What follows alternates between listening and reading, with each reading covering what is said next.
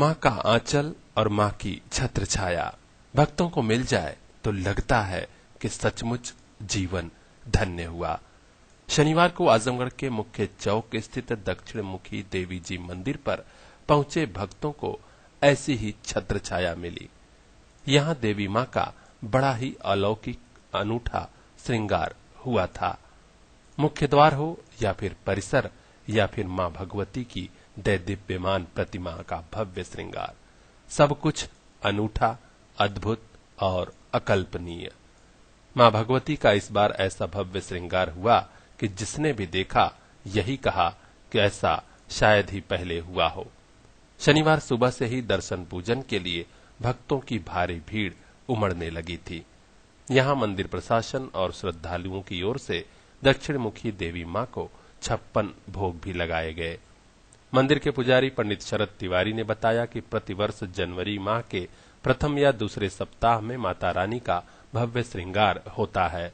श्रद्धालु आकर दर्शन पूजन अवश्य करें, क्योंकि देवी की 9 शक्तियों का एक साथ प्राकट्य इस समय होता है।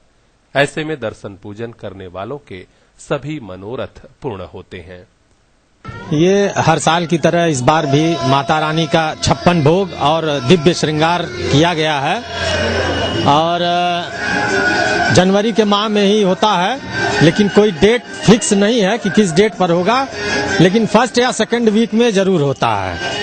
और इस समय जैसा कि आप देख रहे हैं कि भक्तों की भीड़ लगी हुई है और माता जी का दर्शन प्राप्त करने के लिए लोग लालायित रहते हैं। और ये दिव्य दर्शन जो श्रृंगार होता है माता जी का, इस समय सारी शक्तियां एक साथ विराजमान रहती हैं। 9 दुर्गा की 9 शक्तियां जो हैं एक साथ यहाँ पर विराजमान हो जाती हैं और जो अगर दर्शन कर लेता है तो वो बहुत ही लाभान्वित होता है। आजमगढ़ ही नहीं बल्कि समूचे पूर्वांचल के इस प्रसिद्ध धार्मिक और आध्यात्मिक मंदिर का भव्य श्रृंगार प्रतिवर्ष स्थानीय जनता और मंदिर प्रशासन के लोग मिलजुल कर करते हैं। वर्ष भर भक्तों को इसका इंतजार रहता है। आखिर वह पल भी आया जब हर भक्त बोल उठा, बड़ा प्यारा सजा है तेरा द्वार भवानी।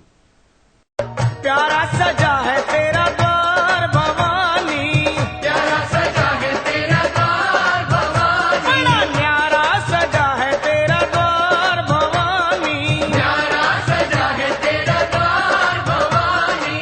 भक्तों की यहाँ भक्तों की, तेरे भक्तों की लगी है कतार भवानी, भक्तों की लगी है कतार भवानी, बड़ा प्यारा सजा है तेरा द्वार भवानी, प्यारा सजा है तेरा द्वार भवानी। मंदिर के पुजारी पंडित शरद तिवारी ने यह भी बताया कि इस बार कुश का दरबार और सजावट खास रही। यहाँ भगवान भोले शंकर और राम भक्त हनुमान की दिव्य प्रतिमा भी फूलों से सजाई गई थी। इस बार की हमने सोचा था कि एक आश्रम का लुक दिया जाए, तो इसीलिए कुश का जो है माता जी का जो श्रृंगार ये हुआ है, बागवानी जो हुआ है वो कुश का किया गया है और उसमें सारे फूल लगे हुए हैं। और माता जी का जो वस्त्र है वो स्पेशल वस्त्र बनाया गया है, उसमें कई प्रकार के अन्न से बना हुआ है, कई प्रकार अनाज हैं, दलहन है। 2 दिवसीय कार्यक्रम है ये, आज रहेगा और कल रहेगा। ऊंचे पर्वत भवन निराला, ऊंचे पर्वत भवन निराला, ऊंचे पर्वत भवन निराला, ऊंचे पर्वत भवन निराला, आके शीश नवावे संसार भवानी, शीश नवावे संसार भवानी, प्यारा सजा है तेरा द्वार भवानी, प्यारा सजा है तेरा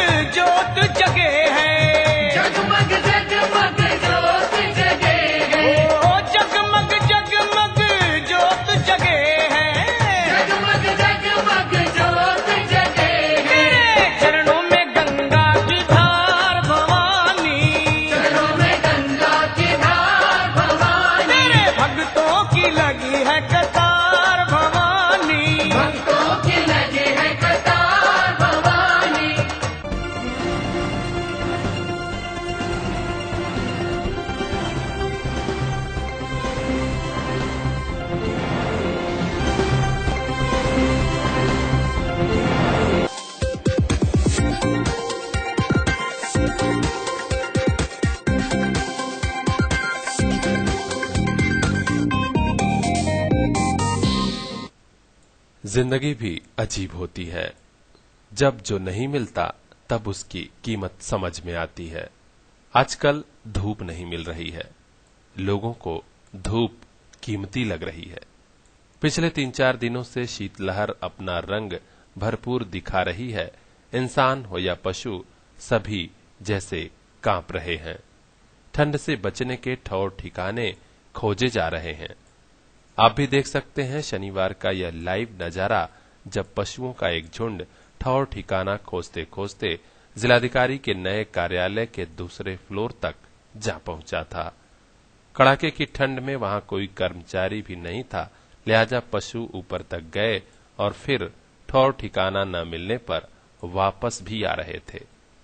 ऐसा लग रहा था कि हर कोई उस नर्म और कुनकुनी धूप को ही खोज रहा हो। दोपहर बाद जैसे ही सूरज ने आंखें खोली, सभी को चैन और सुकून मिलने भी लगा। लोग धूप निकलने से खुश हुए।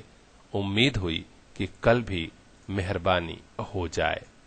सुबह तो बहुत ज्यादा ठंड थी, लेकिन धूप उगने की वजह से ठंडी समय कम है और कल रुक जाएगी तो और ज्यादा कम हो जाएगी। हाँ, आज तो राहत है।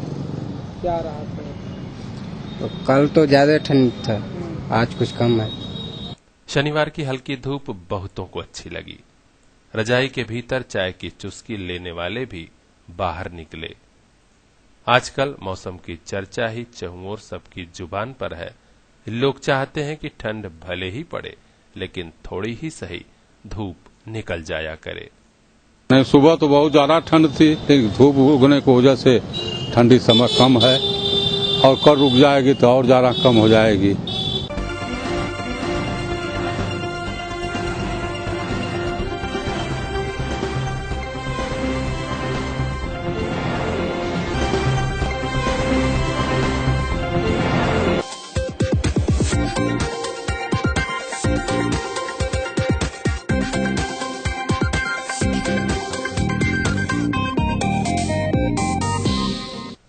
जहर खुरानों का गिरोह आजमगढ़ में बड़े ही दुस्साहसिक अंदाज में लोगों को लूट रहा है। धरपकड़ न होने से गिरोह के सदस्य रेलवे स्टेशन से लगायत शहर रोडवेज तक बेखौफ होकर घूम रहे हैं। महज 2 दिन पहले सीआईएसएफ के जवान को ऑटो रिक्शा में बिठाया गया और उसे नशीला खाद्य पदार्थ खिलाकर लूट लिया गया। लूटने के बाद उसे बेहोशी की हाल में सड़क के किनारे फेंक दिया गया। यूपी 100 पुलिस ने अस्पताल में इसे भर्ती कराया है। जहर खुरानी का शिकार सीआईएसएफ जवान खुरचाली राम इस समय जम्मू कश्मीर में तैनात है। वे बरदा थाना क्षेत्र के राजेपुर गांव के निवासी हैं। उनके पुत्र ने बताया कि घर आते समय आजमगढ़ में ही जहर खुरानी की घटना हुई है। ये वहाँ से पकड़े थे, इसके बाद अपने बड़े भाई के यहाँ दिल्ली गए थे, वहाँ से आ रहे थे कैफियत से। इसके बाद आजमगढ़ रेलवे स्टेशन पर उतरे, हमारे यहाँ फोन किए कि हम बैठ गए ऑटो में। इसके बाद हमें मालूम नहीं मतलब इनके साथ क्या हुआ। बाद में मालूम 100 डायल जो उत्तर प्रदेश सरकार योजना चलाई है पुलिस विभाग की, उसके द्वारा इनको यहाँ लाया गया है अचेत अवस्था। क्या कुछ बताया इन्होंने क्या हुआ इनके साथ? हाँ, इन्होंने थोड़ा बहुत उस समय बताया कि एक लोग कहें कि हम भी आपके क्षेत्र के हैं, चल रहे हैं साथी में ऑटो के साथ, तो चल दिए। इसके बाद इनके साथ क्या हुआ मालूम नहीं, लेकिन 100 डायल वालों ने बताया जहर खुरानी का शिकार हो चुके हैं। जिला अस्पताल के एसआईसी डॉक्टर जीएल केशरवानी ने बताया कि यहां भर्ती होने के बाद जवान की हालत में सुधार हो रहा है। सीआरपीएफ का जवान 5 तारीख को कोयलसा में एडमिट हुआ था, उसके बाद वो हमारे यहाँ भेज दिया गया था। तो उसकी कंडीशन ठीक है इस समय। वो बल्कि सीटी स्कैन वगैरह भी उसका हुआ था, सीटी स्कैन नॉर्मल है। वो तो जहर खुरानी के लिहाज से आया हुआ था, तो रास्ते में जैसे तमाम लोग होता है, कोई कुछ खिला देता है। बस में यात्रा कर रहे हैं, ट्रेन में यात्रा कर रहे हैं।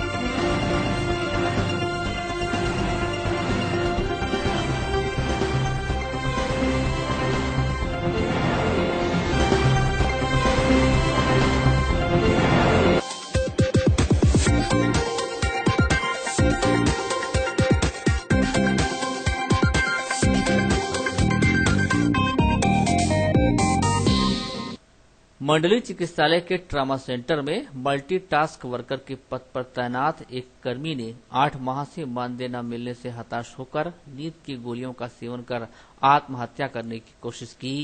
उसकी हालत खराब होने पर हड़कंप मच गया। आन फान में उसे सदर अस्पताल में भर्ती कराया गया, जहां उसकी हालत स्थिर बनी हुई है।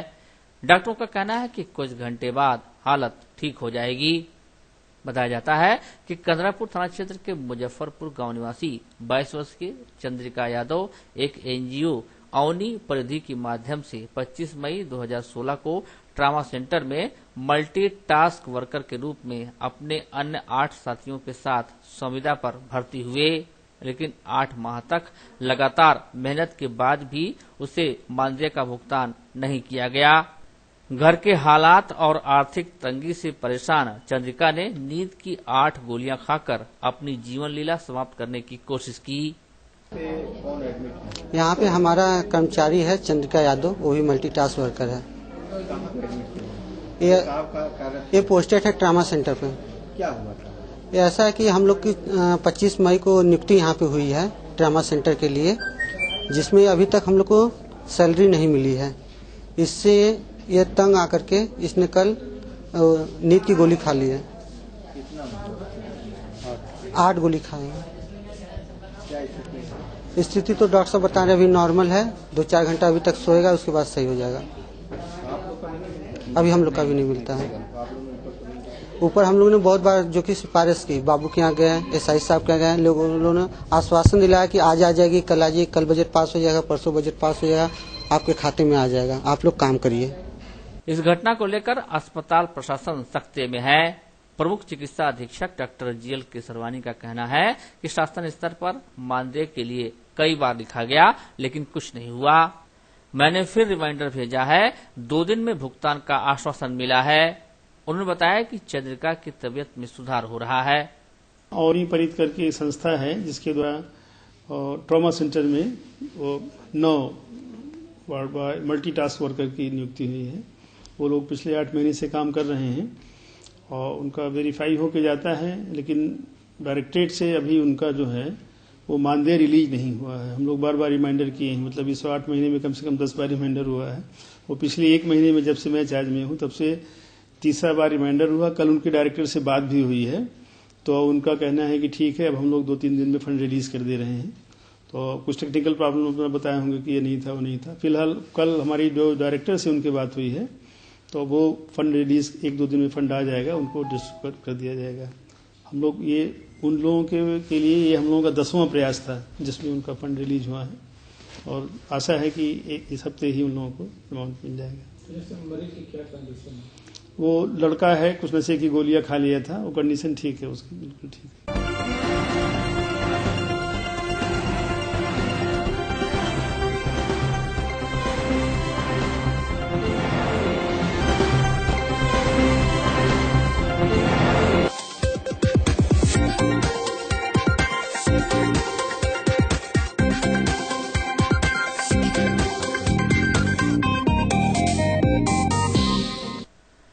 प्रदेश में आदर्श आचार संहिता लागू होते ही पुलिस प्रशासन ताबड़तोड़ चेकिंग अभियान चला रहा है। यातायात पुलिस भी लगातार शहर में चेकिंग कर रही है। शनिवार को उप निरीक्षक जयप्रकाश यादव के नेतृत्व में यातायात पुलिस ने बिलैसा तिराहा, गिरजाघर चौराहा व बवाली मोड़ पर 2 पहिया के साथ ही 4 पहिया वाहनों की चेकिंग की। इस दौरान अधूरे कागजात पाए जाने पर 20 गाड़ियों का चालान किया गया और 6,000 रुपये हर्जाना वसूला गया। इसके साथ ही 2 गाड़ियों से हूटर व 4 गाड़ियों से पार्टी का झंडा हटाया गया।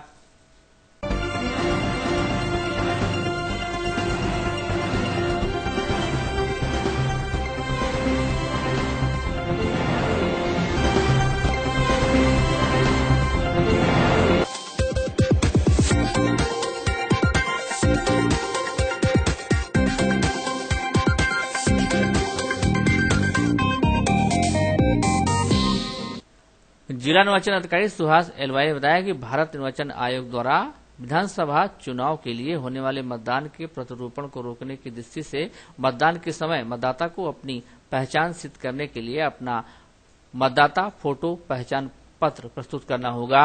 परंतु ऐसे मतदाता जो अपना मतदाता फोटो पहचान पत्र प्रस्तुत नहीं कर पाते हैं तो उन्हें अपनी पहचान स्थापित करने के लिए आयोग द्वारा वैकल्पिक फोटो पहचान दस्तावेजों में से एक प्रस्तुत करना होगा। उन्होंने बताया कि मतदाता पहचान पत्र में लेखन एवं वर्तनी की अशुद्धि को नजरअंदाज कर देना चाहिए और शर्ते मतदाता की पहचान इपिक से सुनिश्चित की जा सके। फोटोग्राफ के बेमेल होने के कारण यदि मतदाता की पहचान सुनिश्चित करना संभव न हो तो मतदाता 12 वैकल्पिक दस्तावेजों में से एक प्रस्तुत कर सकता है।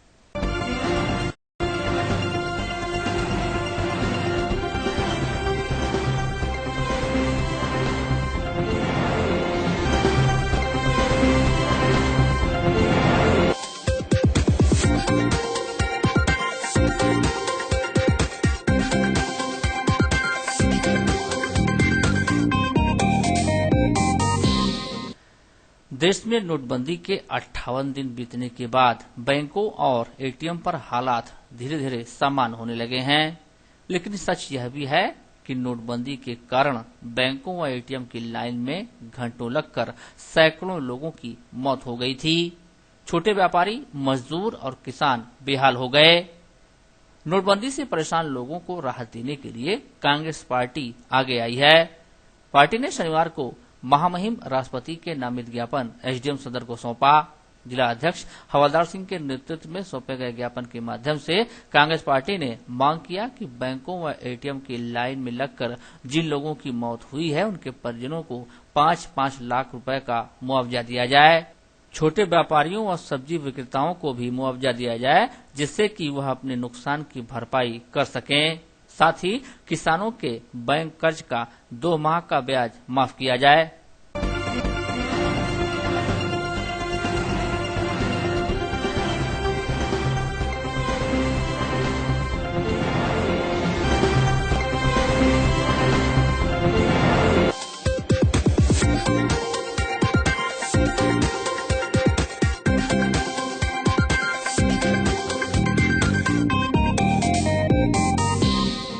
पूर्व सैनिक कल्याण समिति की एक बैठक शनिवार को जिला मुख्यालय पर हुई। इस बार बैठक में पूर्वांचल महामंत्री रघुनाथ पांडे सहित संगठन के कई पदाधिकारी और सदस्य शामिल हुए। यहां अन्य मुद्दों पर चर्चा के अलावा पूर्व सैनिकों की विधवाओं की समस्याओं पर विचार विमर्श किया गया। सभी ने कहा कि इस बाबत संबंधित अफसरों से बात कर समस्याओं का समाधान कराया जाएगा।